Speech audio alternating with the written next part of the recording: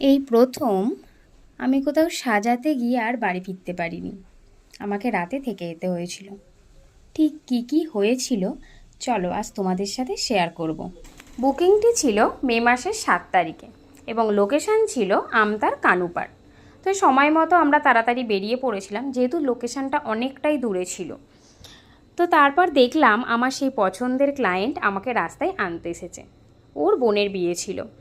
তো আমরা পৌঁছে গিয়ে দেখলাম কত নতুন নতুন রিচুয়াল, যেগুলো আমি কখনো আগে দেখিনি। এখানে প্রথমেই ছিল যে কনেকে শাঁকাপলা পরতে নেই, যেটা কি না শ্বশুরবাড়ি থেকে বিয়ের পর শ্বশুরবাড়ি গেলে পরবে, এরকম সামথিং কিছু একটা ছিল। তো আলাদা আলাদা রিচুয়ালস দেখে আমার খুব ভালোই লাগছিল। তারপর আমি ওকে সারাতে বসে পড়ি এবং মাঝখানে ঝড় বৃষ্টি কারেন্ট চলে যায়।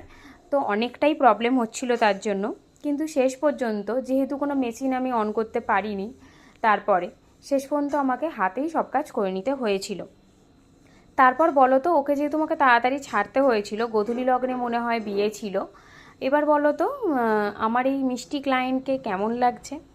তারপর আমি আমার সেই পছন্দের ক্লায়েন্টকে সারাতে বসে পড়ি। ওর আর ভালো লাগছিল না, কারণ প্রচণ্ড গরম হচ্ছিল, ওকে দেখেই বুঝতে পারছো।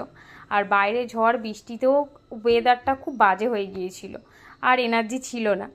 তারপরেও কিন্তু ও সেরেছিল, আর ওকে এত মিষ্টি লাগছিল যে কি বলবো। তারপরেই ঘটল মহাবিপদ। আমরা বাড়িতে ফিরবো বলে কোনো গাড়ি আর পাইনি, সেই জন্য আমাদের থেকে যেতে হয়েছিল।